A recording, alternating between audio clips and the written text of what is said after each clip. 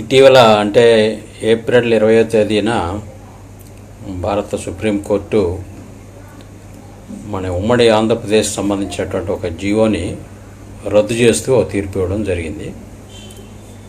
ఇది చాలా గందరగోళాన్ని సృష్టించింది. అందువలన అసలు ఈ జీవో నెంబర్ 3 ఏమిటి,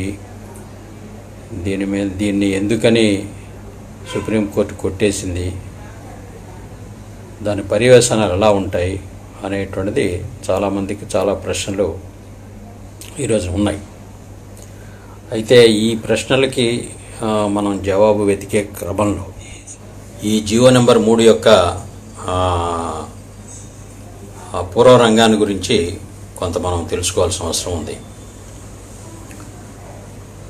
1985-86 ప్రాంతాల్లో మీకు తెలుసు, ఉమ్మడి ఆంధ్రప్రదేశ్లో విశాలమైనటువంటి షెడ్యూల్ ఏరియా అనేటువంటిది ఉన్నది. ఇది భారత రాజ్యాంగంలో పొందుపరచబడి రాష్ట్రపతి 1950 జనవరి 26న అంటే మన రిపబ్లిక్ డే నాడు ఈ షెడ్యూల్ ఏరియా అనేటువంటిది, షెడ్యూల్ తెగల జాబితా అనేటువంటివి ప్రకటించడం అనేటువంటి జరిగింది. మన ఉమ్మడి ఆంధ్రప్రదేశ్కి దాదాపుగా 31,485 చదరపు కిలోమీటర్ల విస్తీర్ణంలో దాదాపు ఒక 9 జిల్లాల్లో శ్రీకాకుళం, విజయనగరం, విశాఖపట్నం, ఈస్ట్ వెస్ట్ గోదావరి, ఖమ్మం, వరంగల్, ఆదిలాబాద్ మరియు మహబూబ్ నగర్లో ఉండేటువంటి ఒక 23 పంచాయతీలు, వీటిని షెడ్యూల్డ్ ప్రాంతంగా ప్రకటించడం జరిగింది. ఈ షెడ్యూల్డ్ ప్రాంతం షెడ్యూల్డ్ తెగల యొక్క నివాస ప్రాంతం. ఇది ఈ షెడ్యూలింగ్ అనేటువంటిది భారత రాజ్యాంగంలో ప్రకటించడమే కాదు, ఈవెన్ బ్రిటిష్ కాలం నుంచి కూడా 1874 ఏజెన్సీ జిల్లాల చట్టం అనేటువంటిది ఒకటి వచ్చింది. దాని ప్రకారంగా ఈ ప్రాంతాలన్నీ కూడా అప్పటికే ప్రత్యేకమైనటువంటి చట్టాల పరిధిలో ఉన్నాయి. అట్లానే 1919 చట్టంలో కానీ భారత ఇండియన్ గవర్నమెంట్ అంటే 1935 చట్టంలో కానీ వీటిని ఎక్స్క్లూడెడ్ ప్రాంతాలుగా చూశారు. ఎక్స్క్లూడెడ్ అండ్ పార్షియల్లీ ఎక్స్క్లూడెడ్ అంటే పూర్తిగాను పాక్షికంగాను బ్రిటిష్ చట్టాలు అమలు కాకుండా ఉన్నటువంటి ప్రాంతాలుగా ఇవి ఉన్నాయి. అందువలన ఈ షెడ్యూల్ ఏరియాకి భారత రాజ్యాంగంలో 5వ షెడ్యూల్లో చేర్చారు. ఒక 4 రాష్ట్రాలని అంటే అస్సాము, మేఘాలయ, త్రిపుర, మిజోరాం ఈ 4 రాష్ట్రాలని 6వ షెడ్యూల్లో చేర్చారు. మిగతా నార్త్ ఈస్ట్లో ఉండేటువంటి రాష్ట్రాల్లో కూడా గిరిజన తెగలు ఉన్నాయి. వాటికి 371 ఆర్టికల్లోనే దానికి ప్రత్యేకమైనటువంటి ప్రొవిజన్స్ పెట్టారు.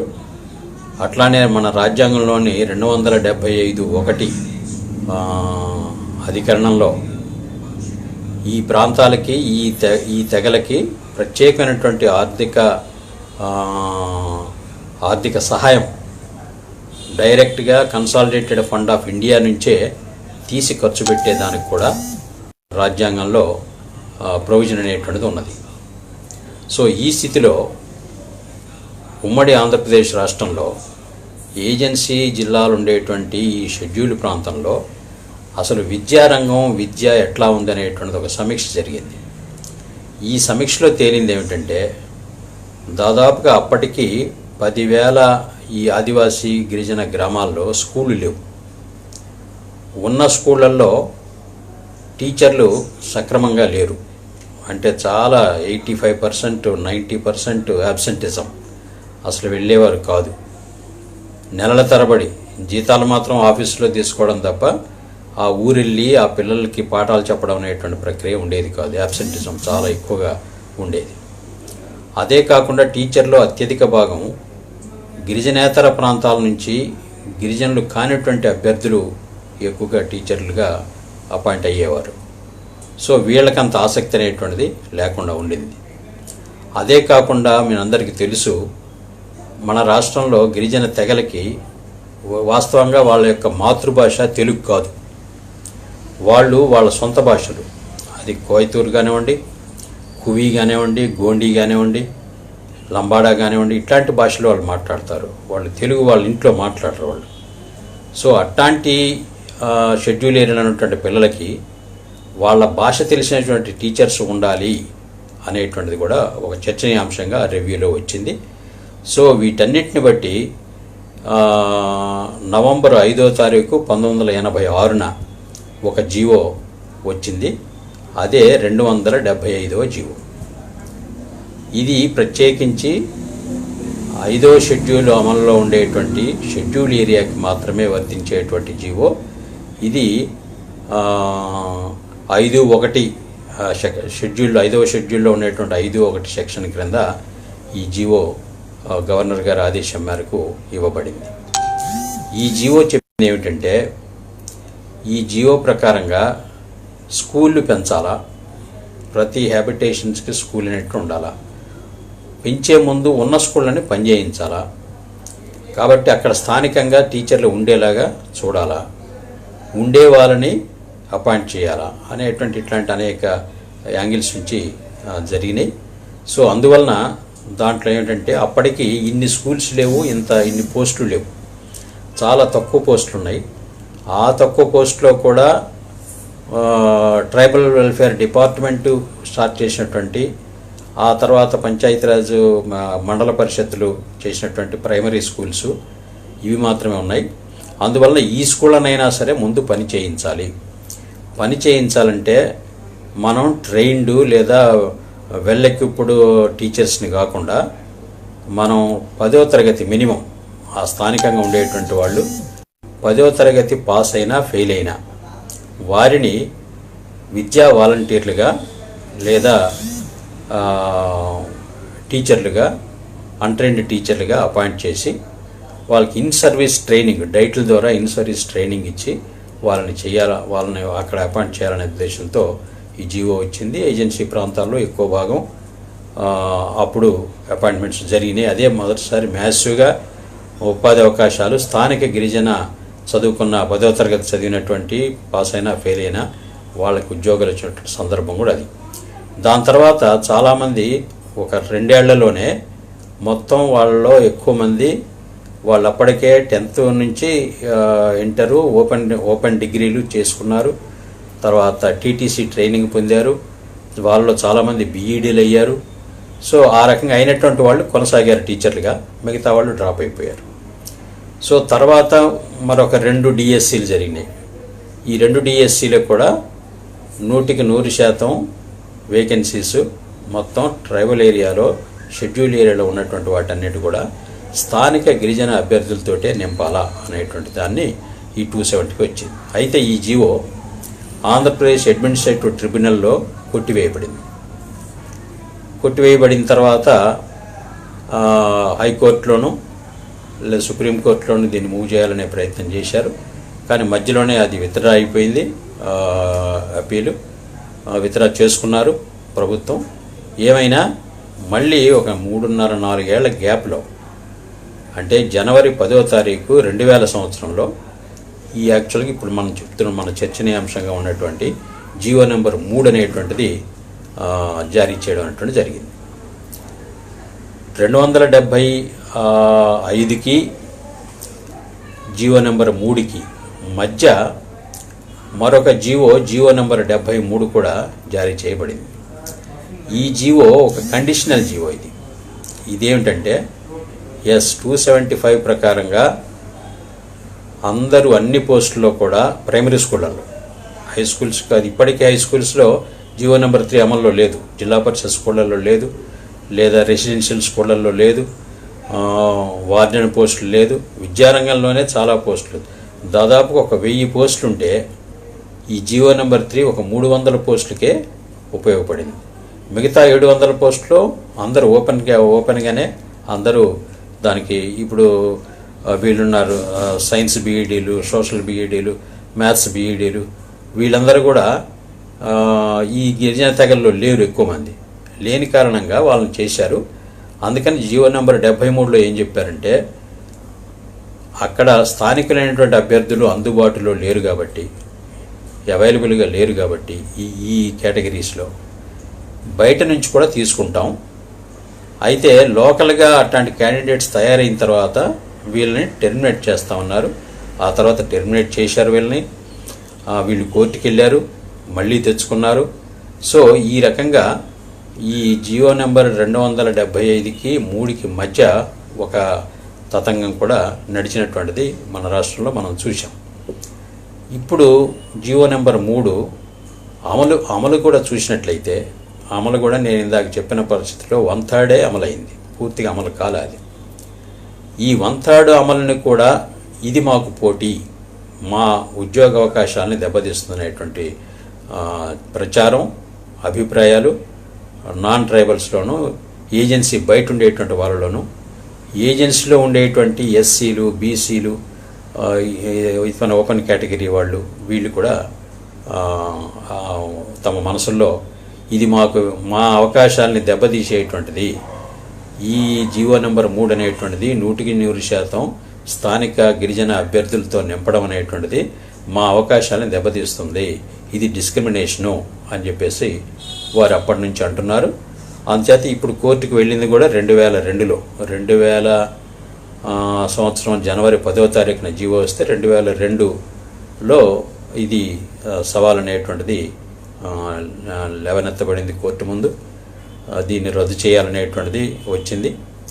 ఇప్పుడు 20 ఏళ్ల తర్వాత, 18 ఏళ్ల తర్వాత ఇప్పుడు దీన్ని రద్దు చేశారు.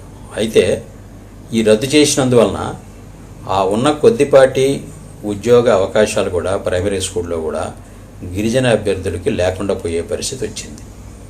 చాలామంది అనుకుంటున్నారు, లేదా కొంతమంది ప్రచారాలు చేస్తున్నారంటే ప్రభుత్వం కరెక్ట్గానే చేసింది, సుప్రీంకోర్టు బాగానే ఇచ్చింది, 100% వాళ్ళకైతే మా పరిస్థితి ఏమిటి అంటే, మొత్తం ఇది షెడ్యూల్ ఏరియాకే పరిమితమైనటువంటి జీవోనే తప్ప ఇది మొత్తం రాష్ట్రం అంతటికి, కనీసం ఆ జిల్లా అంతటికి కూడా కాదు. ఎందుకంటే జిల్లా జోనల్ సిస్టమ్ అని వీటన్నిటిని కూడా ఈ కోర్టు తీర్పు సందర్భంగా చర్చించి వాటికన్నిటికీ ఇది వ్యతిరేకంగా ఉందనేటువంటి దాన్ని ఒక కంక్లూజన్కి వచ్చింది కోర్టు. కానీ ఇది వాస్తవం కాదు. ఈ యాంగిల్లోనే ప్రభుత్వం వైపు నుంచి పాల్గొన్నటువంటి అడ్వకేట్స్ ఈ యాంగిల్లో కోర్టును ఎనలైట్ చేయడంలో విఫలమయ్యారనేటువంటిదే మా అభిప్రాయం. అంచేత ఇప్పుడు రివ్యూ వేయాలి. రివ్యూ వేసి దాంట్లో ఈ కోణాలన్నీ కూడా చర్చించి ఈ జీవో యొక్క రెలవెన్స్ ఇప్పటికీ ఉన్నది. ఇప్పటికీ గిరిజన ప్రాంతాల్లో, షెడ్యూల్డ్ ప్రాంతాల్లో టీచర్ పోస్టులు 100% స్థానిక గిరిజనులు లేరు. గిరిజనేతరులు, ఎస్సీలు, బీసీలు, ఓసీలు వీళ్ళందరూ కూడా ఏజెన్సీ ప్రాంతంలో పనిచేస్తూనే ఉన్నారు. కాబట్టి కానీ అపోహ ఏమిటంటే మొత్తం వాళ్ళకే ఇచ్చేశారు, మాకేమీ లేదు అనేటువంటి ఒక ప్రచారాన్ని చేశారు. ఇది వాస్తవం కాదు. ఇప్పుడు కొత్తగా ఇప్పుడు అధ్యయనం చేసినా సరే అది తెలుస్తుంది.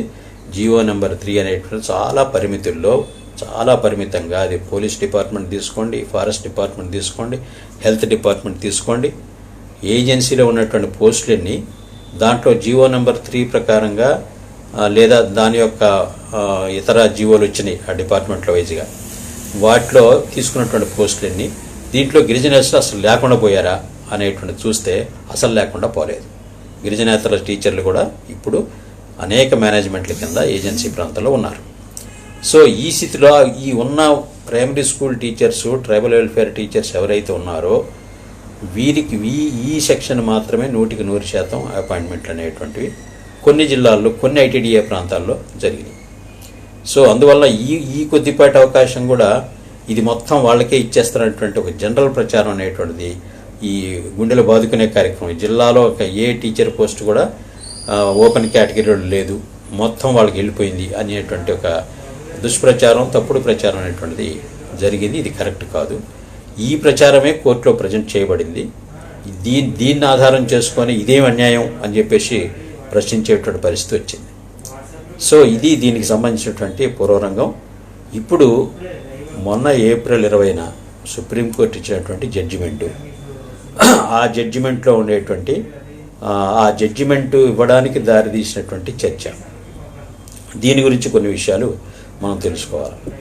ప్రధానంగా సుప్రీంకోర్టు జడ్జిమెంటు ఒక 4 అంశాల ఆధారంగా ఈ జీవోను రద్దు చేయడానికి సిద్ధపడింది. ఇట్లాంటి 4 అంశాల్లో మొదటి అంశం ఏంటంటే, మొదటి అంశంలోనే మళ్ళీ 4 అంశాలు ఉన్నాయి. మొదటి అంశం ఏంటంటే, అసలు షెడ్యూల్ ఏరియా అనేటువంటి దానిలో గవర్నర్కి ఈ రకమైనటువంటి జీవోలు ఇచ్చే అధికారం ఉన్నదా అనేటువంటి దాన్ని, ఒకవేళ ఉంటే దీని పరిధి ఎంత. మరి ఇది ఈ రకంగా అన్ని పోస్టులు ఒకరికే ఇచ్చేయడం అనేటువంటి దానివలన మిగతా వాళ్ళు డిస్క్రిమినేషన్కి గురవుతున్నారు కదా. కాబట్టి ఇది చాలా వివక్షతో కూడినటువంటి జీవో. ఆల్రెడీ రాష్ట్రంలో ఏజెన్సీ ఏరియాలో కాదు, ఏజెన్సీ ఏరియాలో ఒక రకంగా చెప్పాలంటే ఇప్పటికీ ఉద్యోగస్తులకు కానీ టీచర్లకు కానీ ఈ సర్వీస్ రూల్స్ లేవు ఇప్పటికీ. ఎందుకని సర్వీస్ రూల్స్ లేవు అంటే ఐటీడీఏలు వచ్చిన తర్వాత ఐటీడీఏలే సొసైటీల వలన వచ్చినవి. అది ప్రభుత్వ శాఖగా గిరిజన సంక్షేమ శాఖ ఉన్నప్పటికీ ఈ ఇంటిగ్రేటెడ్ ట్రైబల్ డెవలప్మెంట్ ఏజెన్సీస్ అనేటువంటివి, ఐటీడీఏలు అనేటువంటివి ఒక పీఓ తప్ప మిగతా ఉద్యోగులందరూ కూడా సొసైటీ ఉద్యోగులుగానే పరిగణిస్తున్నారు తప్ప వాళ్ళు ప్రభుత్వ ఉద్యోగులుగా లేరు. ఈ స్కూళ్ళల్లో కూడా ఇప్పుడు ట్రైబల్ వెల్ఫేర్ స్కూల్ అన్నింటిలో కూడా ఉన్నటువంటి టీచర్స్కి ప్రత్యేకమైనటువంటి సర్వీస్ రూల్స్, వర్కింగ్ కండిషన్స్ ఇట్లాంటివన్నీ కూడా నిర్దిష్టంగా చెప్పబడలేదు. ఇట్లాంటి స్థితిలో మన రాష్ట్రంలో అమలు జరుగుతున్నటువంటి సబార్డినేట్ రూల్స్, వాటికి సంబంధించినటువంటి చట్టాలు, ఉదాహరణకి 1997లో ఉన్నటువంటి the reservation in the appointment of public post and services అనేటువంటి 1997 చట్టం ఉంది, దానికి రూల్స్ ఉన్నాయి. అట్లానే 1982 ఆంధ్రప్రదేశ్ విద్యా చట్టం ఉంది, దానికి రూల్స్ ఉన్నాయి. ఈ రూల్స్లో అన్నిట్లో కూడా వీళ్ళకి సర్వీస్ రూల్స్ ఉన్నాయి, సర్వీస్ కండిషన్స్ ఉన్నాయి.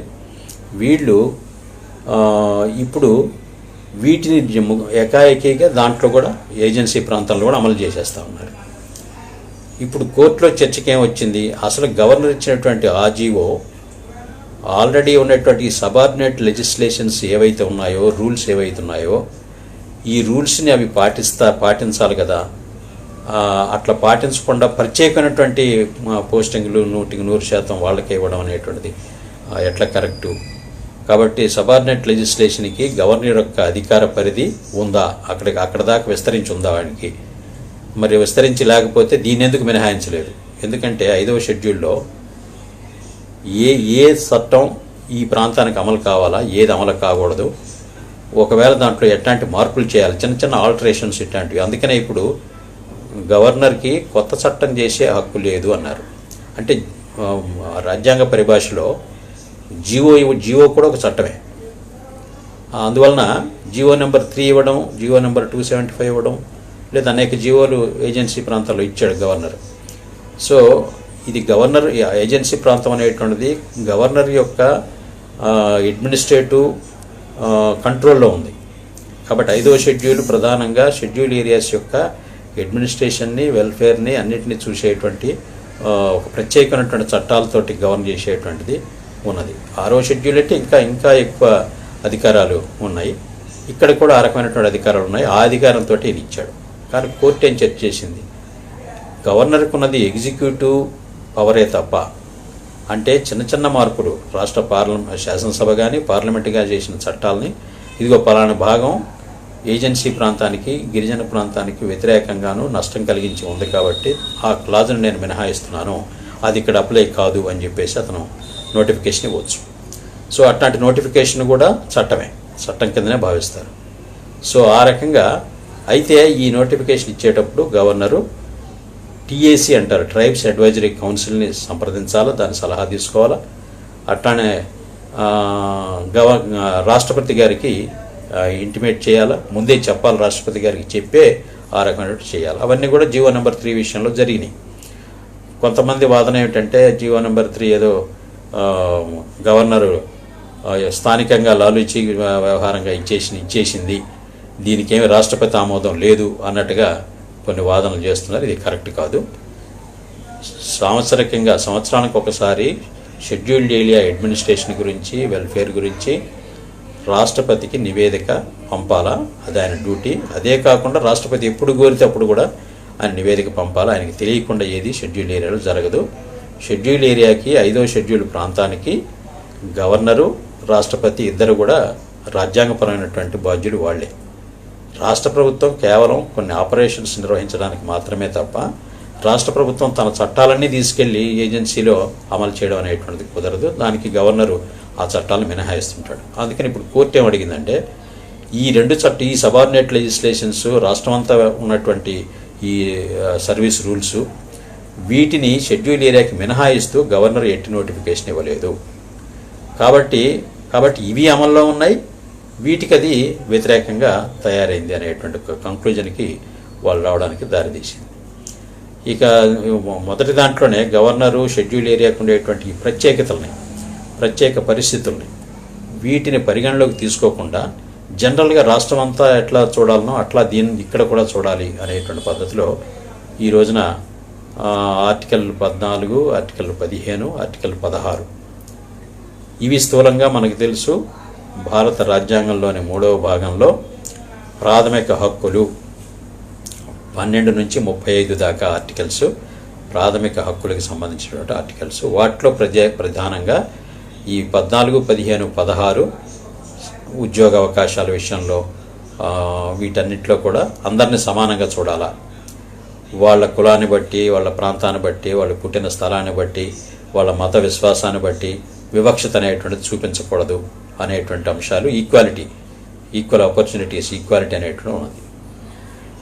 ఇటీవల మనం ఇక్కడ గుర్తు చేసుకోవాల్సింది, గత సంవత్సరం ఉత్తరాఖండ్ రాష్ట్రంలో అక్కడ రాష్ట్ర ప్రభుత్వం ఈ మొత్తం వేకెన్సీస్ రాష్ట్రంలో అన్ని డిపార్ట్మెంట్లో చేసినప్పుడు ఈ ఎస్సీ, ఎస్టీ, బీసీ రిజర్వేషన్ అనేటువంటిది పాటించకుండా మొత్తం జనరల్గా చేసినటువంటి దాన్ని సవాల్ చేస్తూ అక్కడ ఉద్యోగులు హైకోర్టుకు వెళ్ళారు. ఆ ఉత్తరాఖండ్ హైకోర్టు ప్రభుత్వాన్ని సమర్థించింది. అప్పుడు కాంగ్రెస్ ప్రభుత్వం ఉండింది, కాంగ్రెస్ ప్రభుత్వం హయాంలోనే వచ్చింది. ఆ తర్వాత ఇప్పుడు బీజేపీ ప్రభుత్వం ఉంది. ఇప్పుడు వచ్చినటువంటి కోర్టు ఇప్పుడు సుప్రీంకోర్టుకు వచ్చింది. అది సుప్రీంకోర్టు ఏం చెప్పిందంటే అసలు ఈ రిజర్వేషన్లు అనేవి ఎస్సీ, ఎస్టీ, బీసీ రిజర్వేషన్ అనేటువంటివి రాజ్యాంగపరమైనటువంటి ప్రాథమిక హక్కుల్లోకి రావు. ఇవి ప్రాథమిక హక్కులు కావు. రాష్ట్ర ప్రభుత్వం తను అనుకుంటే చేయొచ్చు, లేకపోతే చేయకుండా ఉండొచ్చు. ఇదేమీ తప్పనిసరిగా అందించాల్సినటువంటి ప్రాథమిక హక్కు కాదనేటువంటి దాన్ని చెప్పింది. సో ఆ తీర్పు యొక్క ప్రభావం దీని మీద కూడా ఉందనేటువంటిది ఈ తీర్పు చదివితే మనకు అర్థమవుతా ఉంది. మరి 14, 15, 16 ఆర్టికల్స్లో ఆర్టికల్లో మొదటి సబ్సెక్షన్ మాత్రమే చూసి మిగతా దాంట్లో ఉండేటువంటి మిగతాయని చూడకపోవడం అనేటువంటిది ఎట్లా కరెక్టు అనేటువంటిది ప్రశ్న. ఆర్టికల్ 15(4) లేదా ఆర్టికల్ 16(4)(a), 4(b) ఇవి చదివితే వీటిలో ఎస్ అందరూ ఈక్వల్ ఆపర్చునిటీ ఇవ్వాలా, అందరూ సమానంగా వివక్షత చూపరాదు అనేది కరెక్ట్. అయితే ఎస్సీలు, ఎస్టీలు అంటే విద్యాపరంగా, సామాజికంగా,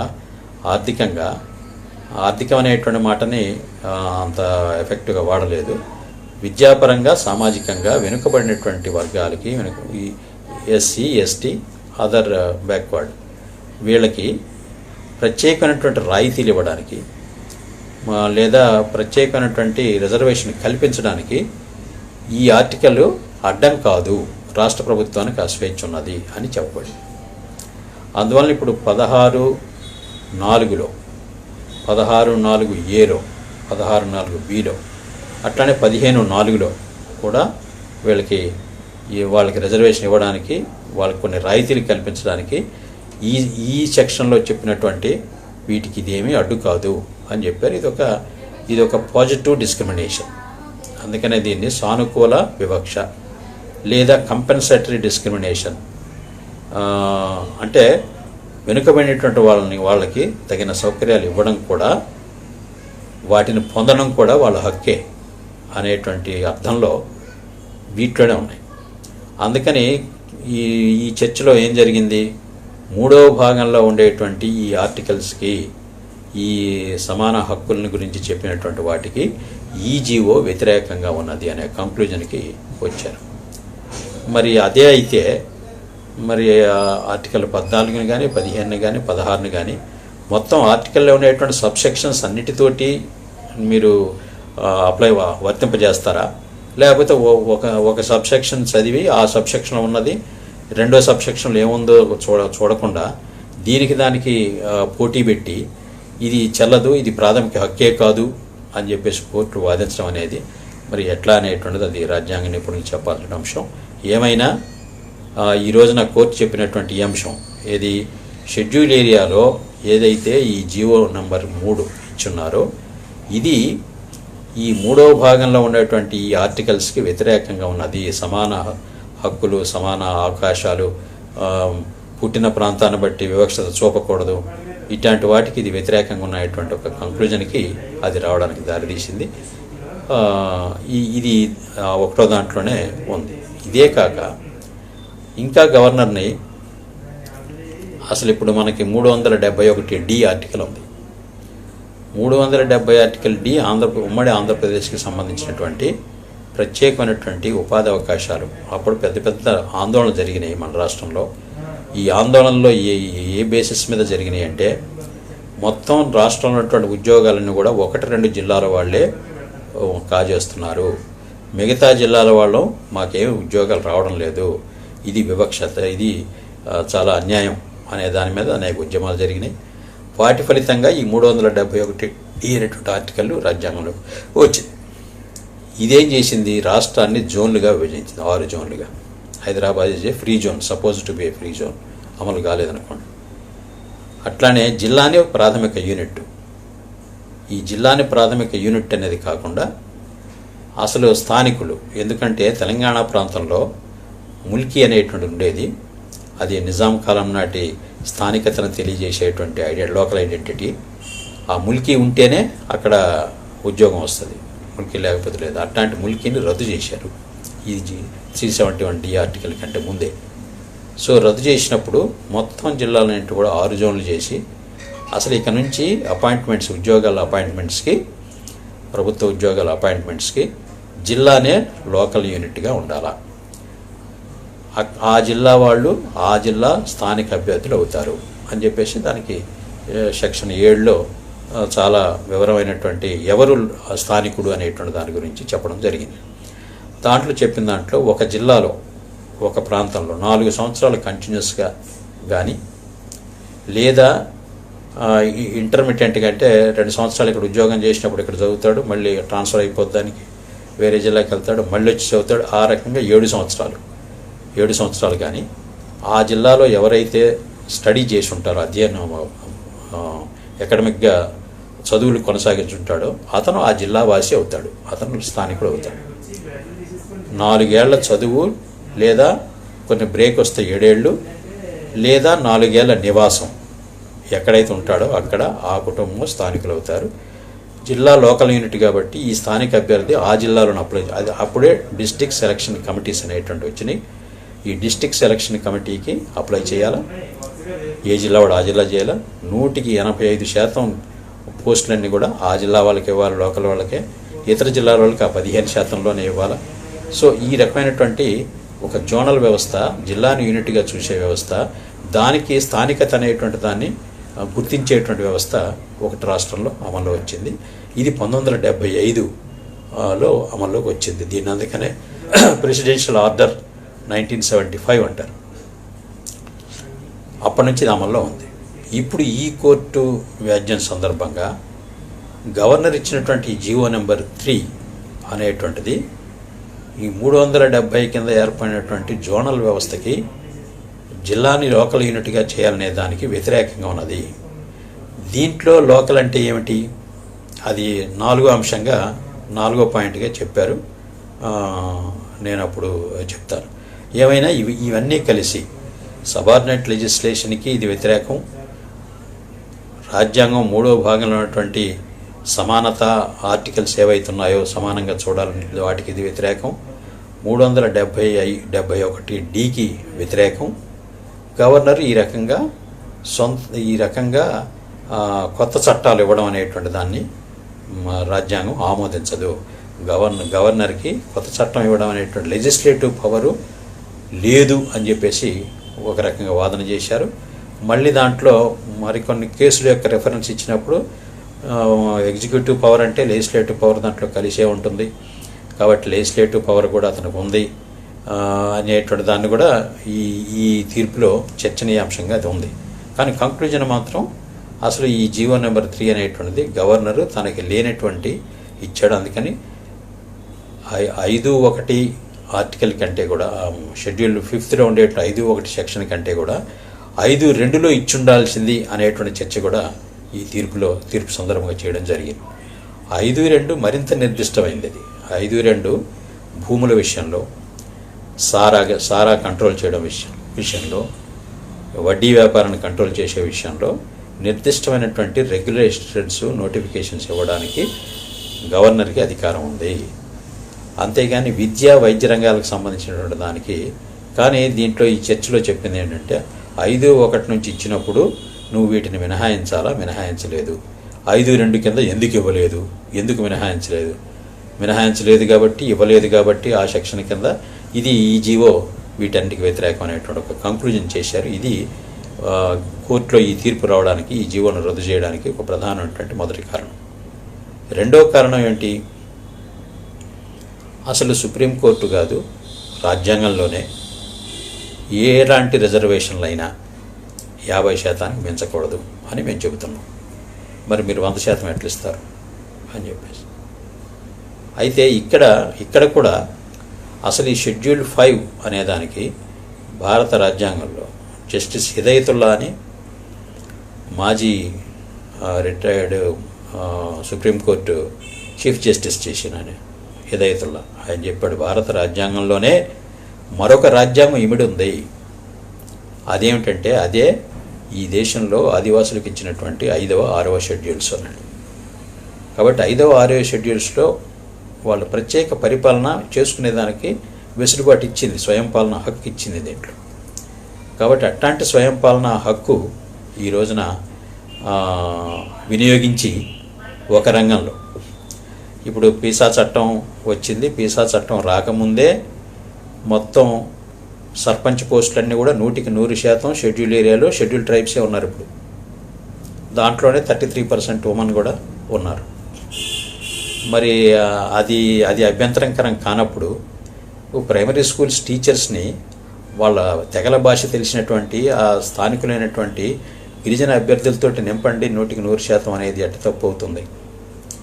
అంటే అసలు 5వ షెడ్యూల్కి ఉండేటువంటి అందుకనే పరిమితులు ఉన్నాయని చెప్పారు. కానీ ఈ విషయంలో దానికేం పరిమితి లేదు. 6వ షెడ్యూల్లో అయితే పూర్తిగా అన్నీ 100% అక్కడ ఉండేటువంటి స్థానిక గిరిజనులకే చెందుతూ ఉన్నాయి. సో అదే 5వ షెడ్యూల్ కూడా వర్తిస్తుంది. అందువలన ఇక్కడ 100% ఇవ్వకూడదు, 50% మించకూడదు అనేటువంటి యొక్క చర్చకి చాలా పెద్ద చర్చ నడిచింది ఈ కేసు సందర్భంగా. మొత్తం ఇందిరా సహాని కేసు దగ్గర నుంచి ఎంఆర్ బాలాజీ కేసు దాకా వీటన్నిటిని కూడా ఎలాబొరేట్గా చాలా రేపు ఇవ్వడం అంటూ జరిగింది. అసలు బ్యాక్వర్డ్నెస్ని ఎట్లా కొలుస్తారు, బ్యాక్వర్డ్ అంటే ఎవరు, ఇటన్నీ కూడా చర్చలు వచ్చినాయి. అవి 2 కేసులు కూడా ప్రధానంగా బీసీ రిజర్వేషన్ వచ్చినప్పుడు, అసలు క్రీమీ లేయరు ఉండాలా లేదా అనేటువంటి ప్రశ్నలు వచ్చినప్పుడు, మండల కమిషన్ యొక్క నివేదిక వచ్చినప్పుడు, బీసీలకి 25%, 27% ఎంత ఇవ్వాలనేటువంటి చర్చలు జరిగినప్పుడు వచ్చినటువంటి కేసులు అవన్నీ. సో వాటి సందర్భంగా అయినా కూడా ఇప్పటికి ఉండేటువంటిది సెక్షన్ 10లో చెప్పారు ఎస్టీలకి 6%. మరి 6% అయినప్పుడు 100% ఎట్లా ఇస్తారు అనేటువంటి దాన్ని ప్రశ్నించడం అనేటువంటి జరిగింది. 100% షెడ్యూల్ ఏరియాలో ప్రత్యేక పరిస్థితి, ప్రత్యేకంగా దాన్ని రివ్యూలో వచ్చినటువంటి యాబ్సెంటిజం కానీ ఇట్లాంటివన్నీ చూసినప్పుడు వీటి కారణంగా ఇవ్వాల్సి వచ్చిందనేటువంటి అంశం ఇంప్రెస్ చేయలే కోర్టుని. ఆ ఇంప్రెస్ చేయకుండా జనరల్గానే అవును ఎట్లా ఇస్తారు, ఇక్కడే ఇంకొంతమంది మాట్లాడుతున్నారు 50% ఇవ్వచ్చు అని చెప్పారు కదా, అందుకని 50% ఇచ్చినట్టుగా భావించేసి 50%తో సర్దుకుందాంలే సరిపోరు అనేటువంటి వాళ్ళు కొంతమంది, అట్లానే వ్యతిరేకించే వాళ్ళు కూడా అసలు మొత్తం 100% ఇవ్వడం కంటే 50% ఇవ్వడం మెరుగే అనేటువంటి ఒక చులకన, ఒక వెసులుబాటు వెతుక్కోవడం, తమను తాము సంతృప్తిపరచుకోవడం చేస్తున్నారు. కానీ తీర్పులో ఎక్కడ కూడా జీవో నెంబర్ 3 రద్దు చేస్తున్నామని చెప్పారు తప్ప 50% ఇవ్వచ్చని ఎక్కడ చెప్పలేదు. పైగా 10వ పేరాలో చాలా స్పష్టంగా చెప్పారు, ఎస్టీలకి ఇవ్వాల్సింది 6%, ఎస్సీలకి 15%, 25% ఫర్ బీసీస్, వెరసి 46%, మిగతా 54% ఓపెన్గా అనేటువంటి దాన్ని చేశారు. సో అందువలన మా పాయింట్ ఏమిటంటే షెడ్యూల్డ్ ఏరియా ప్రత్యేకంగా చూడాలి. షెడ్యూల్డ్ ఏరియాలో ఇప్పటికే అనేక డిపార్ట్మెంట్లో, ముఖ్యంగా రాజకీయ రంగంలో మండల పరిషత్తులు వచ్చినప్పుడు కొంత గందరగోళం చేశారు తప్ప ఇప్పుడు యాక్చువల్గా పీసా చట్టం వచ్చింది. పీసాను అమలు చేయాలంటే మరి పీసా ప్రకారంగా పీసా కమిటీలు ఏర్పాటు చేయాలి. పీసా కమిటీయే షెడ్యూల్ ఏరియాలో పనిచేయాలి తప్ప పంచాయతీరాజ్ చట్టం ప్రకారంగా ఏర్పడినటువంటి గ్రామ పంచాయతీలు పనిచేయడానికి లేదు. కాబట్టి దాన్ని ఎందుకు మినహాయించలేదు ప్రభుత్వం, ఎందుకని ఈ విషయం ఆలోచించలేదు గతంలో. కానీ ఇప్పుడు తీసేయాల్సి వచ్చేటప్పటికి మాత్రం ఇది ఎక్కువ ఉంది తీసేయి అని డైరెక్ట్గా చెప్పగలుగుతున్నారు తప్ప ఇది ఎందుకని ఎక్కువ చేయబడింది, ఎక్కువ చేసే వెసులుబాటు ఆ ప్రాంతంలో, ఆ చట్టాల్లో, ఆ షెడ్యూల్ రూల్స్లో ఉన్నదా లేదా, గవర్నర్కి అధికారం ఉందా లేదా అనేటువంటి దాన్ని మాత్రం చర్చనీయాంశంగా చేయకుండా మీరు 100% బియాండ్ దాటిపోయారు కాబట్టి ఇది అన్యాయం. కాబట్టి ఈ అన్యాయం ఇదిగో ఈ ఫలానా కేసులో చెప్పాం అని చెప్పి ఈ రోజున రెండో అంశంగా అందుకని ఈ జీవో ఇన్వాలిడ్ చేస్తున్నాం అనేటువంటి పాయింట్ని కోర్టు చెప్పడం అటువంటి జరిగింది. ఇక మూడోది ఏమిటంటే ఇది ఈ జీవో ప్రాథమిక హక్కులకి వ్యతిరేకం. నేను ఇందాక అందుకనే ఉత్తరాఖండ్ అపాయింట్మెంట్స్ విషయంలో, ప్రమోషన్ల విషయంలో అక్కడ కాంగ్రెస్, బీజేపీ 2 ప్రభుత్వాలు కూడా చాలా అయిష్టంగా ఉన్నాయి. సుప్రీంకోర్టు ఇచ్చిన తీర్పు అవి కోరుకున్నటువంటి తీర్పు. అందుకని ఈరోజు 2 పెద్ద పార్టీలు ఇంతకాలం రిజర్వేషన్లు మేమే తెచ్చామని చెప్పిన వాళ్ళు, మేమే అమలు చేయగలం, మేమే ఉద్ధరిస్తామన్న వాళ్ళు ఈ రోజున మరి రిజర్వేషన్ ప్రాథమిక హక్కే కాదు అని చెప్పేసి సుప్రీంకోర్టు అంటే ఎందుకు మాట్లాడట్లేదు? కాబట్టి వాళ్ళు ఈ రోజున చెప్పాలి. సో ఇప్పుడు దీంట్లో మూడో అంశం ఏమిటంటే అసలు ఇది వీటికి ప్రాథమికంగానే ఈ రకమైనటువంటి రిజర్వేషన్లు ఇవ్వరాదు. ఇంకా దీంట్లో చాలా ఈ జీవోకి ఎల్ఈడిగా ఉండేటువంటి చాలా అంశాలు చెప్పారు. అసలు ఎస్సీ ఎస్టీ జాబితాలను సవరించాలా అని ఒక 6 పేరాలు ఈ కోర్టు తీర్పులోనే చెప్పబడింది. అట్లానే అసలు ఇది ఎంత వివక్షత అనేటువంటి దానికి ఇంకా కిందకెళ్ళి ఏజెన్సీ ఏరియాలో ఈ చట్టం వలన 50 తర్వాత 50కి ముందున్నవాళ్ళు, 50కి ముందు ఏజెన్సీలు ఉన్నవాళ్ళు ఎస్టీలైనా కూడా వాళ్ళకి దీంట్లో హక్కు లేదు. ఎస్టీలు అనేటువంటి వాళ్ళు ఒక సమూహం, వాళ్ళు ఒక సింగిల్ ఎంటిటీ కాదు, ఒక అంశం మాత్రం కాదు. ఇప్పుడు మన రాష్ట్రంలో ఉదాహరణకి దాదాపు 35 తెగలు ఎస్టీలుగా ఉన్నారు. ఈ 35 తెగల్లో 31 తెగ దాదాపుగా 4 తెగలు మినహాయిస్తే మిగతా అన్నీ కూడా షెడ్యూల్ ఏరియాలో ఉన్నాయి. కాబట్టి షెడ్యూల్ ఏరియాలో ఉన్న ట్రైబు దీనికి అర్హుడు అవుతాడు. షెడ్యూల్ ఏరియాలో లేనటువంటి ట్రైబు దీనికి అర్హుడు కాదు. ఎరుకల, యానాది లేదా లంబాడ వీళ్ళందరూ కూడా మైదానంలో ఉన్నారు. ఈ మైదానంలో ఉన్న వాళ్ళ గ్రామాలు షెడ్యూల్ ఏరియాలో లేవు. అందుకని జీవో నెంబర్ 3 వాళ్ళకి వర్తించదు. సరే, ప్రాక్టీస్లో చాలా లోపాలు జరిగినాయి. ఎందుకంటే మన వ్యవస్థలో ఉండేటువంటి లోపాల కారణంగా దీనికి అర్హులు కాని వాళ్ళు కూడా ఉద్యోగాలు పొందినటువంటి పరిస్థితి కూడా మనకి ప్రాక్టికల్గా ఉంది. సో ఏమైనా మూడో అంశంగా అది చెప్పినటువంటిది ఏమిటంటే ఇది చాలా డిస్క్రిమినేటరీ, ఆ తెగల్లో ఉన్న వాళ్ళకే ఇది చేస్తున్నది. ఇక 4వ అంశం అది ఆధారం చేసుకొని చెప్పింది ఏంటంటే దీంట్లో అసలు ఎలిజిబిలిటీ క్రైటీరియా కండిషన్స్ అనేటువంటివి అంటే ఈ పోస్టులకి, ఈ జీవో ప్రకారంగా ఏర్పడుతున్నటువంటి పోస్టులకి మీరు చెప్పినటువంటి ఎలిజిబిలిటీలు చాలా అసంబద్ధంగా ఉన్నాయి, అన్రీజనబుల్, అసంబద్ధంగా ఉన్నాయి. ఒకటేంటి, origin of the candidate or his parents గురించి దాంట్లో చెప్పారు. 342వ ఆర్టికల్ కింద షెడ్యూల్ తెగగా ప్రకటించబడిన వారికి అని ఉంది. మరి వారు అంటే ఇదేంటి, వాళ్ళ పుట్టిన ప్రాంతాన్ని, అందుకనే షెడ్యూల్ ఏరియా నేను మొదట్లో చెప్పాను, షెడ్యూల్ ఏరియాలో పుట్టి పెరిగిన వాడా కాదా అనేటువంటిది ఒక కండిషన్. కాబట్టి అతను షెడ్యూల్ ఏరియాలో పుట్టి పెరిగి ఉండాలా. అతను అయితే జీవోలో ఉన్నది ఏంటంటే 26 జనవరి 1950 అంటే 50 తర్వాత నుంచి కంటిన్యూస్గా ఉన్నవాళ్ళు అని దాంట్లో చెప్పారు. అది వాస్తవంగా 50 కంటే ముందు నుంచి ఉన్నవాళ్ళు అని ఉండాలి. ఎందుకంటే షెడ్యూలింగ్ ఆఫ్ ది ఏరియా కానీ ప్రాంతం కానీ షెడ్యూల్ తెగల జాబితా కానీ అంతకుముందే ఉంది. 1950 కంటే ముందే బ్రిటిష్ కాలం నుంచే అది వచ్చింది. కాబట్టి అప్పటి నుంచి ఉన్నవాళ్ళు ఇప్పుడు ఈ జీవో ప్రకారం అనర్హులైపోతారు. 50 కంటే ముందు ఉన్నవాళ్ళు 50 తర్వాత నుంచి జనవరి 26, 1950 నుండి కంటిన్యూస్గా ఉన్నవాళ్ళు అర్హులు అని చెప్పేసి దీంట్లో ఉంది జీవోలు. ఇదే కాకుండా స్థానికత గురించి వాడు పుట్టిన ప్రాంతాన్ని మీరు ఎట్లా తీసుకుంటారనేటువంటి షెడ్యూల్ ఏరియాలో పుట్టిన ప్రాంతమే చాలా కీలకమైంది. ఆ పుట్టిన ప్రాంతం, ఆ ప్రాంతంలో పుట్టాడు కాబట్టి అతను ఎస్టీ అయ్యాడు. కొన్ని తెగలను చూసుకుంటే అర్థం అవుతుంది. వాల్మీకి ఉన్నారనుకోండి, ఈస్ట్ గోదావరి విశాఖపట్నంలో ఉన్నటువంటి వాల్మీకులు మాత్రమే ఎస్టీలు. ఖమ్మంలో ఉన్న వాల్మీకులు ఎస్టీలు కాదు, వాళ్ళు బీసీలు. సో ఇది ఎందుకు వచ్చింది, దానికి చారిత్రకమైనటువంటి నేపథ్యం ఉంది. సో ఆ రకంగా తప్పనిసరిగా లోకల్ క్యాండిడేట్ని గుర్తించాలంటే వాడు పుట్టిన ప్రాంతాన్ని గురించి చెప్పి తీరాలి. దాన్ని ఇప్పుడు ఈ కోర్టు ఏమంటుందంటే, అసలు స్థానికత అనేటువంటి దాన్ని ఎక్కడితో పోల్చారు, 1975 ప్రెసిడెన్షియల్ ఆర్డర్తో పోల్చారు. ఆ ఆర్డర్లో స్థానికత అంటే 4 ఏళ్ళు ఎక్కడైనా చదివితే సరిపోద్ది కదా. మరి మీరేమో 50 నుంచి అక్కడ కంటిన్యూస్గా ఉండాలా, అక్కడ పుట్టాలా, అక్కడ పెరగాలన్నా, ఇవన్నీ ఈ కండిషన్స్ అని పెడుతున్నారంటే కేవలం ఒక సెక్షన్కి మీరు ఫేవర్ చేసి మిగతా వాళ్ళకి అన్యాయం చేయడం కోసం అనేటువంటి పద్ధతిలో ఆ చర్చ నడిచి చివరికి అందుకని ఆరిజిన్, కట్ ఆఫ్ డేటు ఇవి ప్రెసిడెన్షియల్ ఆర్డర్లో ఉన్న వాటికంటే వ్యతిరేకంగా ఉన్నాయి. కాబట్టి ప్రెసిడెంట్ గొప్ప, గవర్నర్ గొప్ప. కాబట్టి ఏది అమలు జరగాల, ప్రెసిడెన్షియల్ ఆర్డరే అమలు జరగాల. రాష్ట్రం అంతా అది అమలు జరుగుతూ ఉంది, మీరు కూడా దాన్నే అమలు చేయాలి.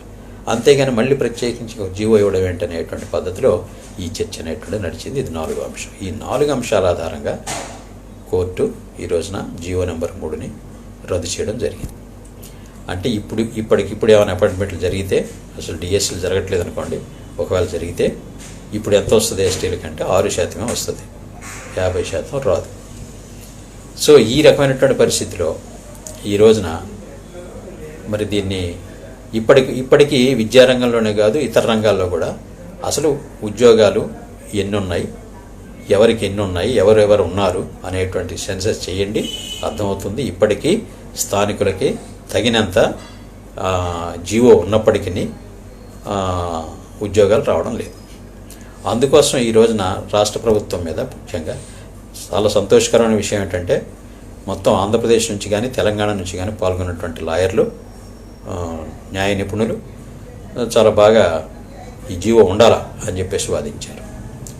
వేరే ఒక కేరళకి సంబంధించిన స్వచ్ఛంద సంస్థ నుంచి రాజీవ్ ధావన్ అనేటువంటి ఆయన కూడా పాల్గొన్నారు. రాజీవ్ ధావన్ మనకు తెలుసు, సమతా దాంట్లో కూడా వాదించినటువంటి లాయర్. ఆయన కూడా దీంట్లో ఇంప్లీడ్ అయ్యి ఉన్నాడు. కాబట్టి ఆయన కూడా చాలా రిలవెంట్గా, అసలు కాన్స్టిట్యూషనల్లీ వ్యాలిడ్ జీవో నెంబర్ 3 అనేటువంటిది constitutional valid. Governor has every right to issue such a GO.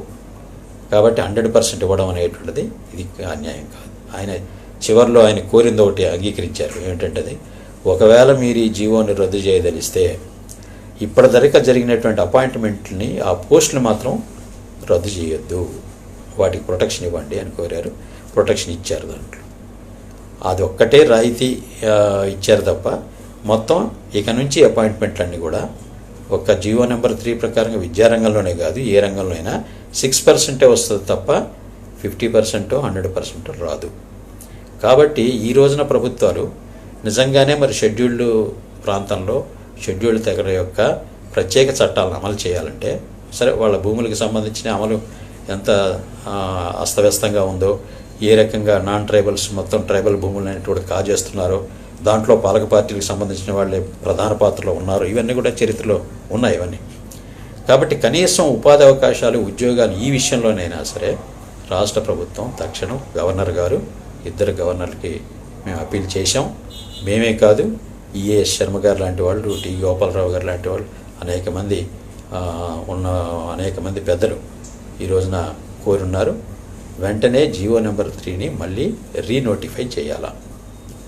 కాబట్టి రీనోటిఫై చేసి వాళ్ళకి ఆ స్థానిక గిరిజనులకి అభ్యర్థులకి ఆ వెసులుబాటు కల్పించాలా. ఇది చట్టబద్ధమే, ఇది షెడ్యూల్డ్ ఏరియాలో చేసి తీరవలసిన పని అనేటువంటిది మా యొక్క అభిప్రాయం. ఇక రాష్ట్ర ప్రభుత్వం తప్పనిసరిగా రివ్యూ పిటిషన్ వేయాలి. చాలా గందరగోళంలో ఉన్నారు. టీఏసీలు 2 రాష్ట్రాల్లో ఉన్నాయి, ట్రైబ్స్ అడ్వైజరీ కౌన్సిల్. మేము వాటిని సమావేశపరిచి వాటితో చర్చించండి అన్నాం. అసలు చర్చకి సరే లాక్డౌన్ అవి ఇవి అని చెప్పేసి గవర్నర్ గారి అపాయింట్మెంట్ దొరకలేదు, ముఖ్యమంత్రుల యొక్క అపాయింట్మెంట్లు కూడా అట్లానే దొరకలేదు. సో ఏమైనా వాళ్ళకి లేఖల రూపంలో మేము చెప్పాం, మీరు ఈ అన్యాయం జరగడానికి లేదు, జీవో నెంబర్ 3 కొనసాగడమే కాదు ఇతర డిపార్ట్మెంట్ అన్నింటిలో కూడా షెడ్యూల్ ఏరియాలో ఉన్నట్టు అన్ని పోస్టులో కూడా వాళ్ళకి అవకాశాలు ఇవ్వాలి. గతంలో అయితే లేరు, కానీ ఈ రోజున వృత్తి విద్యా కోర్సులతో సహా అనేక కోర్సులు చేసినటువంటి గిరిజన యువకులు అందుబాటులో ఉన్నారు. కాబట్టి మీరు 73 జీవో లాంటి ఒక మధ్యంతర జీవో అవసరం లేదు ఇప్పుడు. సో ఆ రకంగా తప్పనిసరిగా రాష్ట్ర ప్రభుత్వం రివ్యూ పిటిషన్ వేయాలా, టీఏసీలో చర్చించాలా. ఇంకా వీలైతే గిరిజన సంఘాలు కానీ రాజకీయ పార్టీలు కానీ వీళ్ళందరూ కూడా, ఎందుకంటే ఇప్పుడు సర్దుకునేటువంటి కార్యక్రమంలో ఉన్నారు. 50% చాలు కదా అనే వాదన ఇప్పుడు అధికారంలో ఉన్నటువంటి పార్టీల నుంచి వస్తూ ఉంది. ఇది కరెక్ట్ కాదు. 50% ఎక్కడ మొత్తం జనరల్ ఏరియాస్లో, కానీ షెడ్యూల్ ఏరియాలో వాళ్ళకి ఇవ్వడానికి ఈ సందర్భంగా భారత ప్రభుత్వం దగ్గర ఒక గిరిజన పాలసీ అనేది లేదు. ఇప్పటికి 88లో వచ్చిన పాలసీ ఎక్కడ చర్చించబడలేదు, ఆమోదించి అమలు చేస్తున్నది ఏమిటంటే నెహ్రూ యొక్క ట్రైబల్ పంచశీల. ఇది 1948లో ప్రపోజ్ చేయబడి 50 నుంచి ఇది కూడా రంగంలోకి వచ్చింది, అదే అమల్లో ఉంది. దాంట్లో ఏం చెప్పారు, దాంట్లో పంచశీలలో 5 అంశాలు ఉన్నాయి. ఆ 5 అంశాలు భూములు, ఫారెస్ట్, ఇట్లాంటి వాటి మీద వాళ్ళ హక్కులు అనే దానికంటే అసలు వాళ్ళ భాష, సంస్కృతి, విద్య, అడ్మినిస్ట్రేషన్ ఎవరు చేయాలో, బయట వాళ్ళు తీస్తే అడ్మినిస్ట్రేషన్ చేయొద్దు. అక్కడ స్థానికులు వాళ్ళ జీనియస్ ద్వారా, వాళ్ళ అనుభవం ద్వారా, వాళ్ళ అభివృద్ధిని వాళ్ళే చేసుకోవాలి తప్ప మనం చేస్తామని విర్రవేగడం కరెక్ట్ కాదు అని దాంట్లో చాలా స్పష్టంగా చెప్పారు. నిజంగా మరి ఈ ప్రభుత్వాలు నెహ్రూ ట్రైబల్ పాలసీని, పంచశీలని అమలు చేస్తూ ఉండుంటే, బీజేపీ ప్రభుత్వం ఎటు తిరిగి అమలు చేయదు. నెహ్రూ యొక్క దేనికైనా వ్యతిరేకంగా ఈ రోజున ఉన్నది. కానీ ఈ రోజున వైఎస్ఆర్ కాంగ్రెస్ పార్టీకి ప్రభుత్వం కానీ, టీఆర్ఎస్ ప్రభుత్వం కానీ ఈరోజు ఆలోచించాల్సింది ఏంటంటే, గిరిజన ప్రాంతంలో గిరిజనులకే అన్నీ అనేటువంటిదే చట్టంలో ఉన్నది, రాజ్యాంగం ఇచ్చిన హక్కు అది.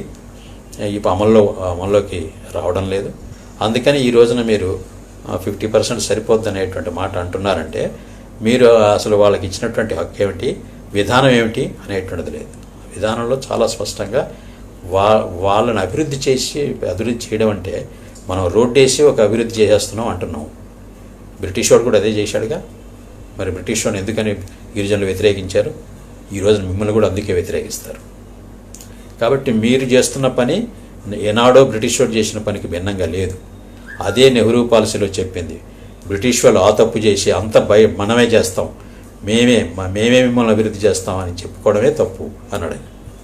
కాబట్టి వాళ్ళ అభివృద్ధి వాళ్ళే చేసుకోవాలి. అందుకని వాళ్ళ వనరులు వాళ్ళకి అని ఇప్పుడు పీసా చట్టం, 5వ షెడ్యూల్ ఇవన్నీ కూడా ఈరోజు వచ్చినాయి. మరి వాళ్ళ వనరులు వాళ్ళకి విద్యారంగంలో అక్కర్లేదా? కోర్టు చాలా చులకనైనటువంటి ఒక ప్రస్తావన చేసింది ఈ తీర్పులో, చాలా బాధాకరమైన ప్రస్తావన. ఇక్కడ రిజర్వేషన్లను మెరిట్ని పోటీ చర్చ క్రమంలో ఏం చెప్పిందంటే దీంట్లో గిరిజనులే బోధించాలా, ఇంకా చదువుల సంగతి ఏమిటి, చదువులు ఎంత డైల్యూట్ అయిపోతాయి, అసలు చదువు అందుద్దా వాళ్ళకి అంటే ఎంత చులకన. అంటే గిరిజనులకో దళితులకో మరొకరికో మీరు ఇచ్చిన రాయితీ ఒక ప్రొఫెషనల్ కోర్సుకో, ఒక బీఈడీకో ఎంబీబీఎస్కో దీనికో వాడు చేరడానికి మాత్రం మార్కులు రిలాక్సేషన్ ఇచ్చారు తప్ప పాస్ అవ్వడం అందరితో పాటే కదా, అందరితో పాస్ మార్కులు వస్తేనే కదా మీరు డిగ్రీ ఇస్తున్నారు. పాస్ మార్కులు ఇవ్వకుండా డిగ్రీ ఇస్తున్నారా? మరి గిరిజనేతలకు ఇచ్చిన డిగ్రీ గిరిజనకి ఇచ్చావు, పాస్ మార్కులు వచ్చాయి కాబట్టి. మరి ఇతని డిగ్రీ, ఇతని బీఈడీ సర్టిఫికెట్ అక్కడ టీచింగ్ చేయడానికి ఉపయోగపడవా అంటే సరిగ్గా నెహ్రూ పాలసీలో చెప్పింది అది. వాళ్ళది వాళ్ళే అంటే వాళ్ళ భాష వచ్చిన వాళ్ళే ఉండాలి. వాళ్ళకి హేళన చేసింది. వాళ్ళ భాష వచ్చిన భాష వస్తుంది కదా అందరికీ. వాదనలో కూడా అప్లెంట్స్ తరఫున వాదించినటువంటి వాదనలు చెప్పారు. ఆ జిల్లాలో ఉన్నవాడికి అవకాశం దరఖాస్తు చేసుకునే అవకాశం కూడా లేకుండా చేసింది ఈ జీవో అన్నారు. ఎందుకంటే ఆ దరఖాస్తు ఎక్కడ చేయాలా? ఇదేమో ఐటీడీఏ దగ్గర చేయాలా. ప్రెసిడెన్షియల్ ఆర్డర్ ప్రకారంగా చేసేదేమో డిస్ట్రిక్ట్ సెలక్షన్ కమిటీ జిల్లాలో చేయాలి. ఎందుకంటే షెడ్యూల్ ఏరియాలో ఒక జిల్లాలో లేదు. ఇది మొత్తం నేను ఇందాక చెప్పినట్టుగా 9 జిల్లాల్లో విస్తరించింది. కాబట్టి ఈ షెడ్యూల్ ఏరియాలో ఉన్నటువంటి వాటికన్నిటికి కూడా ఒక డైరెక్టరేట్, ఒక మంత్రి, ఒక ఇది ఉన్నాయి, అక్కడ చేయాలి. అప్పుడు జిల్లా అనే ప్రశ్న ఎక్కడ వస్తుంది? ఆ జిల్లాలో ఉన్నవాడికి ఆ జిల్లా భాష రాకుండా ఉంటుందా? జిల్లా భాష రాదని, గిరిజనుల భాష రాదని ఇట్లా వివక్షత చూపిస్తారా? ఉద్యోగాలు ఇవ్వకుండా వాళ్ళని వదిలేస్తారా అని వాదించడం అంటే ఇది ఎటువైపు వెళ్తున్నట్టు దారి. అందువలన భాష వాళ్ళది తెలుగు భాష కాదు, వాళ్ళ గిరిజనులకు వేరే భాషలు ఉన్నాయి. ఆ భాష తెలిసిన వాడు వాళ్ళకి బోధించడం అనేది సులభం. అందువల్ల తప్పనిసరిగా వాళ్ళలో బీఈడీ లేని వాళ్ళు, వాళ్ళలో చదువుకున్న వాళ్ళు ఈ రోజున ఉన్నారు. వాళ్ళకి 100% వాళ్ళని ఉపయోగించుకోవాలి, వాళ్ళకి ఇవ్వాలనేటువంటి దాంట్లో న్యాయం ఉంది. సో ఆ రకంగా గిరిజన విధానం అనేటువంటిది ఒకటి లేని కారణంగా ప్రభుత్వాలకి ఈ రోజున మైదాన ప్రాంతంలో ఉండేటువంటి కొన్ని అంశాలను తీసుకొని వీటిని అక్కడ అమలు జరిపి, కాబట్టి ఎవరైనా పర్వాలేదు అనేటువంటిది ఎవరైనా చేయొచ్చు. ఆ భాష రావాలనే కండిషన్ పెట్టడం ఏమిటి అని చెప్పేసి కూడా చర్చలో వాళ్ళ లాయర్లు ప్రస్తావించారు. కాబట్టి భాష రావాలనే కండిషన్ పెట్టడంలో ఆ విద్యాభివృద్ధి జరగాల, ఎక్కువ మందికి అందాలా, ఆ వెసులుబాటు ఉండాలనేటువంటిది ఆనాటి సమీక్ష తప్ప, 86 నాటి సమీక్ష తప్ప అది ఒక్కటే మొత్తం పెట్టడానికి కారణం కాదు. సో ఆ రకంగా జీవో నెంబర్ 3లో ఉండేటువంటి 100% టీచర్ పోస్టులు స్థానిక గిరిజన అభ్యర్థులు వాళ్ళ భాష, సంస్కృతి అన్ని తెలిసిన వాళ్ళతోటి నింపడం అనేటువంటిది న్యాయమైనది అనేటువంటిది మనం ప్రభుత్వానికి చెబుతున్నాం. అందుకని ప్రభుత్వం వెంటనే రివ్యూ పిటిషన్ వేయాలి, గవర్నర్ గారు చేయాలి, మొత్తం అందరితోటి సంప్రదించాలి, చర్చలు, విషయాలు చెప్పాలి వాళ్ళకి. సో ఆ రకంగా ఇప్పుడు కొంతమంది ఉద్యమకారులు కూడా ఈ రోజున అంతా వాళ్ళకేనా అని మాట్లాడుతున్నారు. అంతా వారికనేది ఒక చరిత్ర ఉంది, చారిత్రకంగా వచ్చింది. అదే నెహ్రూ పాలసీలో కూడా చెప్పాడు, వాళ్ళ నుంచి వాళ్ళకి ఇవ్వడానికి మనం వెళ్తే తప్పు లేదు, కానీ వాళ్ళ నుంచి తీసుకోవడానికి మాత్రం వాళ్ళ దగ్గరికి వెళ్ళొద్దు అన్నాడు దాంట్లో. ఇప్పుడు జరిగింది ఏమిటి? ఏజెన్సీ ప్రాంతాల నుంచి, షెడ్యూల్డ్ ప్రాంతాల నుంచి మొత్తం మా గనులు, మా ఖనిజాలు, మా నీళ్లు, మా భూములు ఏది మా దగ్గర ఉంది కనుక మొత్తం అన్నీ బయటికి వెళ్ళిపోయినాయి కదా. సో అట్లాంటి స్థితిలో మాకు రిజర్వేషన్ వచ్చింది. దానికోసం పోరాడారు, చరిత్ర, యుద్ధాలు జరిగినాయి. ఈ ప్రభుత్వాలతోటే కాదు, ఈ పాలకవర్గాలతోటే కాదు, బ్రిటిష్ వాళ్ళతో జరిగినాయి. కాబట్టి ఆ షెడ్యూలింగ్ అనేటువంటిది, షెడ్యూల్డ్ జిల్లా ఏర్పాటు అనేది, షెడ్యూల్డ్ తెగలు అనేటువంటివి ఒక చారిత్రకంగా అనేక పోరాటాల నుంచి వాళ్ళ హక్కులను వాళ్ళు కాపాడుకునేటువంటి క్రమంలో, వాళ్ళ ఆస్తులను వాళ్ళు కాపాడుకునే క్రమంలో జరిగినటువంటి వాటి నుంచి భారత రాజ్యాంగం ఈ వెసులుబాట్లు ఇచ్చింది తప్ప ఇదేదో ఇక్కడ కాంగ్రెస్ వారు మరొకరు ఇచ్చినటువంటి దయ భిక్ష మాత్రం ఇది కాదు. అందుకని జీవో నెంబర్ పునరుద్ధరణ కోసం ఉద్యమాలు చేసేటువంటి వాళ్ళు నిజమైనటువంటి హక్కులు ఏ పరిస్థితుల్లో కూడా ఇది ఎస్సీలకు వ్యతిరేకం కాదు, బీసీలకు వ్యతిరేకం కాదు. వాళ్ళు మిగతా ప్రాంతాల్లో వాళ్ళకు ఉన్నాయి, మిగతా ప్రాంతాల్లో మేమేమీ లేవు కదా.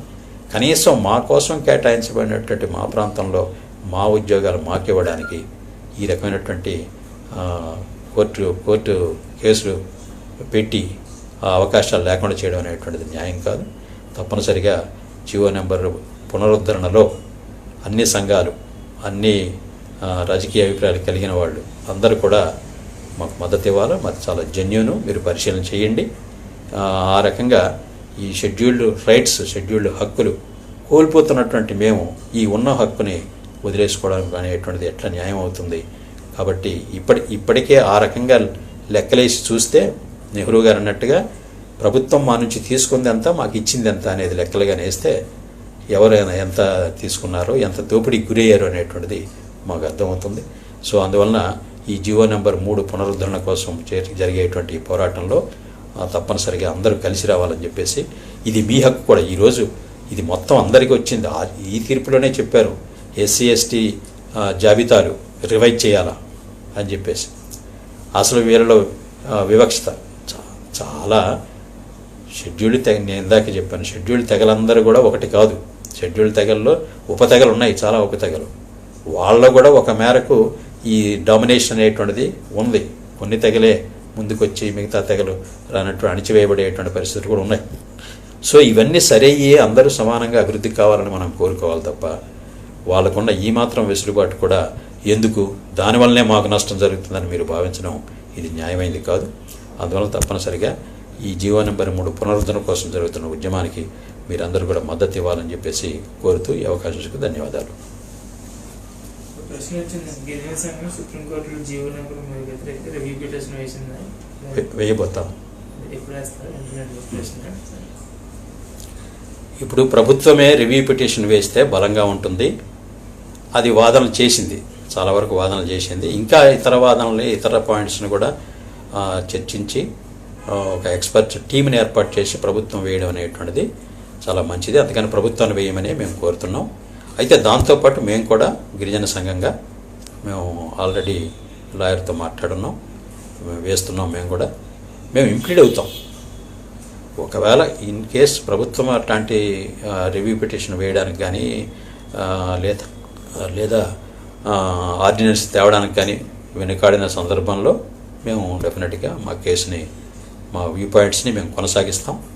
అంచేత ఇది రద్దు నిర్ణయం మారాలని చెప్పేసి మళ్ళీ అదే కోర్టు ముందు మా యొక్క వాదనలన్నింటి కూడా మేము వినిపిస్తాం. అందుకోసం గిరిజన సంఘం మేము కూడా కోర్టులో వేస్తున్నాం. ఇంకో ప్రశ్న, 9వ తారీఖున బంద్ ప్రకటించారు, అది ఎలా జయప్రదం చేయాలని ప్లానింగ్? ఆంధ్రప్రదేశ్ రాష్ట్రంలో చేశారు, అయితే తెలంగాణలో కూడా చేయాలనే ఆలోచన ఉంది. కామన్ డేట్ చేస్తే మంచిది, ఎందుకంటే జీవో ఉమ్మడి రాష్ట్రంలో వచ్చింది కాబట్టి. ఈ బంద్ ఇప్పటికే మండలాల స్థాయిలో, గ్రామాల స్థాయిలో అనేక రకాలైనటువంటి అన్ని సంఘాలని వీటిని కలుపుకొని మా వాదనలై మేము ప్రచారం చేస్తున్నాం. సో కోర్టు ఈలోగా ఏదైనా వేస్తే మేము బంద్ చేసి ఇబ్బంది పెట్టాలనే ఉద్దేశం కాదు. అందుకని ప్రభుత్వం అసలు ఏమీ మాట్లాడకుండా మౌనంగా ఉండడం, లేదా టీఏసీ వేయకపోవడం, లోపాయికారిగా మాత్రం ప్రభుత్వం వేస్తుంది అని 2 రాష్ట్రాలు ఉన్నటువంటి మంత్రులు చెప్పారు, వేస్తున్నాం అని. కానీ వేస్తున్నాం అంటే దానికి కావాల్సిన ఏర్పాట్లు కూడా చేసుకోవాలి కదా. ఆ ఏర్పాట్లు చేస్తున్నట్టుగా ఏమీ కనిపించట్లేదు. అందుకని అది గుర్తింపజేయాలంటే బంద్ అనివార్యం అని చెప్పేసి మేము అనుకున్నాం. అందుకోసం 9వ తారీఖున జరిగే బంద్కి మీరందరూ మద్దతు ఇవ్వాలని ప్రభుత్వం ముఖ్యంగా గుర్తించాలా. అందుకని ఇప్పుడున్న కరోనా పరిస్థితులు వీటి రీత్యా తప్పనిసరిగా ఏజెన్సీ బంద్ అనేటువంటిది మేము తలపెట్టాం. దానికి ప్రిపరేషన్ జరుగుతున్నాయి.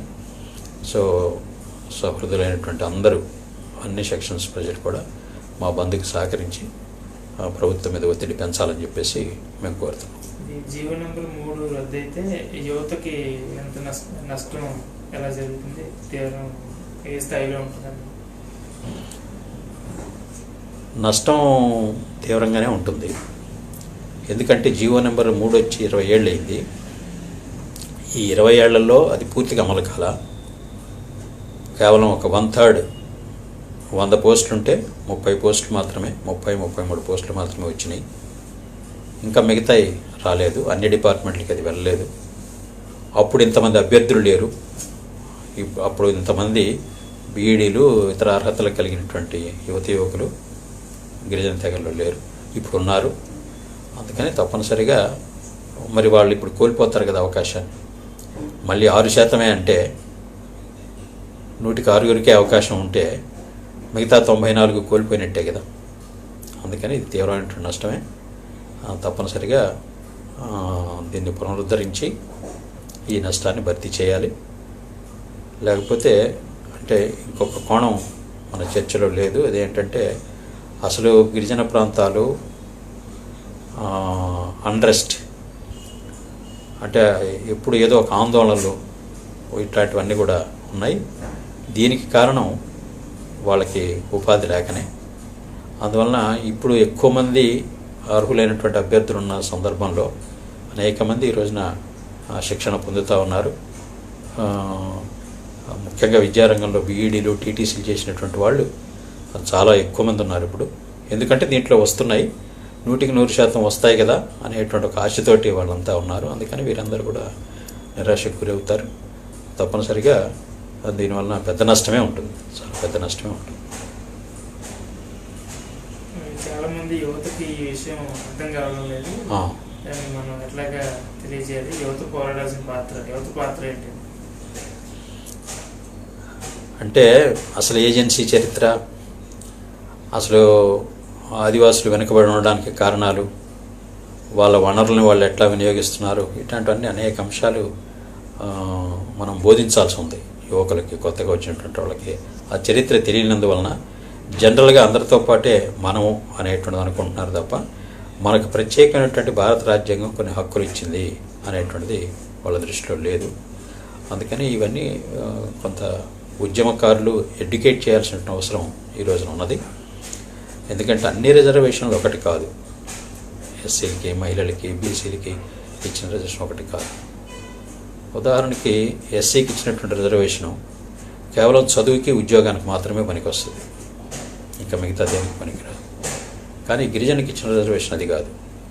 మొత్తం వాళ్ళున్న ప్రాంతం, ఆ ప్రాంతంలో ఉన్నటువంటి వనరులు, అన్ని సహజ వనరులు, భూగర్భంలో ఉండే ఖనిజాలతో సహా నీళ్లు, అడవి, మొత్తం ఇవన్నీ కూడా ఎవరివి అనే ప్రశ్న వస్తే రాజ్యాంగంలో చాలా స్పష్టంగా చెప్పారు, వారివే. వారి వనరులు వారి దగ్గరే ఉండాలా, వాటిని వాళ్ళే. ఇప్పుడు 70 ఎల్టీఆర్ చట్టాలు ఇవన్నీ వచ్చాయంటే అవన్నీ దేనికి వచ్చినాయి?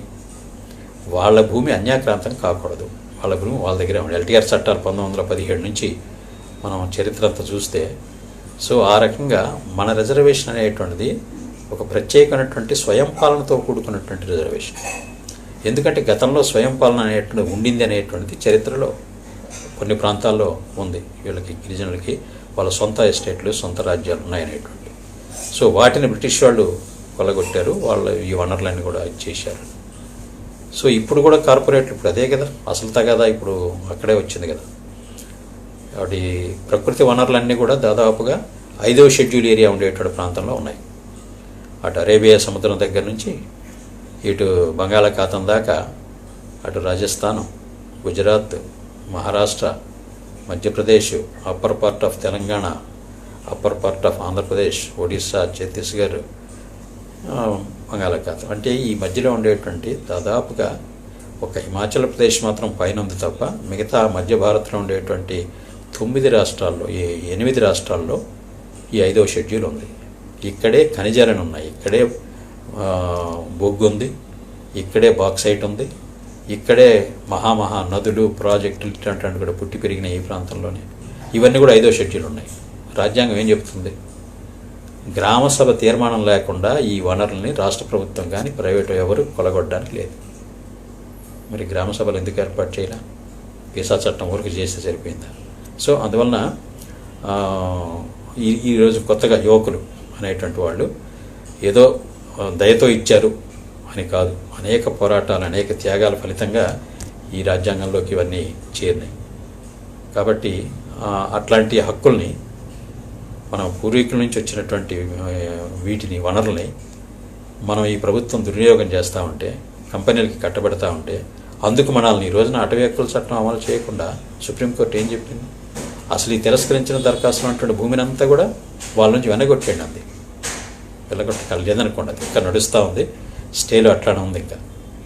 కానీ స్థూలంగా ప్రభుత్వాలు ఈ రోజున మన భూముల్లోంచి మన గ్రామాల నుంచి, మన అడవిలోంచి వెళ్ళగొట్టేదానికే. ఎందుకోసమట? కంపెనీలకు ఇవ్వాలట. కార్పొరేట్ కంపెనీలకి ఈ రోజున అటవీ భూములు, అటవీ ఫలసాయం, నదులు మొత్తం అన్నీ కూడా వాళ్ళకి ఇస్తే వాళ్ళు దేశాన్ని అభివృద్ధి చేస్తారట. దీన్ని మనం నమ్ముదామా? కాబట్టి అట్లా మనం యాక్షన్. అందుకని మనం మన హక్కుల కోసం పోరాడేది మన హక్కులతో పాటు మన దేశం యొక్క హక్కులు కూడా, మన ప్రజలందరి యొక్క హక్కులు. మన ఉద్యమం మనం చేస్తేనే విజయవంతం కాదు. మిగతా వాళ్ళు కూడా అర్థం చేసుకొని దీంట్లో ఉన్న ధర్మాన్ని, న్యాయాన్ని వాళ్ళు కూడా మనకి మద్దతుగా నిలబడితే, వాళ్ళకి మద్దతుగా మనం నిలబడితే, వాళ్ళకు కూడా ఇట్లాంటి కోరికలు ఉన్నాయి. ఇప్పుడు నిరుద్యోగ సమస్య ఉంది, వాళ్ళ ఆందోళన చెందడంలో తప్పేం లేదు. కానీ దీనికి కారణం మనకి రిజర్వేషన్ ఇవ్వడం కాదు, వాళ్ళకి ఉద్యోగాలు తగ్గిపోవడానికి. అసలు ఉద్యోగ అవకాశం ఎందుకు పెంచదు ప్రభుత్వం? ఆ వైపు మనం ఆలోచించాలి. సో ఆ రకంగా నేటి యువతరం తప్పనిసరిగా మన చరిత్రని, మన పోరాటాలని, వీటిని అధ్యయనం చేయకుండా ఈరోజు మన సమస్యకు పరిష్కారం మనకి దొరకదు. సో అట్లాంటి పరిష్కారం వైపు వెళ్ళాలంటే మనం అంతా కూడా ఈ ఎడ్యుకేట్ కావాల్సిన అవసరం ఉంది. అట్లా ఎడ్యుకేట్ కావడానికి అన్ని రకాలైనటువంటి ఉద్యమాలు, పోరాటాలు, ఈ రోజున అనేక అధ్యయనాలు జరుగుతూ ఉన్నాయి. సో వీటన్నిటిని అర్థం చేసుకొని మనం మన హక్కుల కోసం నిలబడాలి. మనం మన హక్కుల కోసం నిలబడడం మన కోసమే అని మనం అనుకుంటే చాలా పొరపాటు. ఇది దేశం కోసం, మన వనరులను కాపాడుకోవడం కోసం. అసలు మొత్తం దేశంలో ఉన్నటువంటి అనేక మౌలిక సమస్యలకి పరిష్కారం వెతికే దిశలో మన పోరాటాలు అనేటువంటివి సాగుతున్నాయి, సాగాల. సో అట్లాంటప్పుడు ఇప్పుడు వాళ్ళు వేరు, వాళ్ళు సహకరించవద్దు, వీళ్ళు వేరు అని చెప్పేసినటువంటి కూడా ఇప్పుడు మనకు వచ్చేసినాయి. ఈ అస్తిత్వవాదాలు వచ్చినాయి. అల్లూరి సీతారామరాజు ఏమీ గిరిజనుడు కాదు కదా, కానీ మరి అల్లూరి సీతారామరాజు మొట్టమొదటిసారి జెండా ఎత్తాడు కదా 1923-24లోనే బ్రిటిష్ వాళ్ళకి వ్యతిరేకంగా. ఈ అడవి ఎవడది, ఈ భూమి ఎవడది అని చెప్పేసి. కాబట్టి అది న్యాయం ఉంది ఆ డిమాండ్లో, ఇది ధర్మము అని భావించిన వాళ్ళందరూ కూడా మన పోరాటానికి మద్దతు ఇస్తారు. ఆ మద్దతు మనం స్వీకరించాలి. అదే మద్దతు మనం కూడా ఇతరులకు ఇవ్వాలి. సో ఆ రకంగా ఇది ఒక సమిష్టి ఉద్యమాల ద్వారా మాత్రమే మన హక్కులను మనం రక్షించుకోగలం, ముందుకెళ్ళగలం. తప్ప ఈ మనం మాత్రమే చేసేస్తాం, మనతోటే అయిపోద్దనేటువంటి ఒక పాక్షిక దృక్పథంతో ఆలోచిస్తే యువతరం మనం తప్పుదోవబడతాం. అంచేత అట్లా కాకుండా మొత్తం ఒక విశాలమైనటువంటి ఉద్యమాలని మనం పాల్గొనాలా, ప్రోత్సహించాలా, వాటికి మద్దతు ఇవ్వాలా. సో ఆ రకంగా చేయడం ద్వారా దాంట్లోనే మన సమస్య పరిష్కారం కూడా దాంట్లో ఉంటుంది.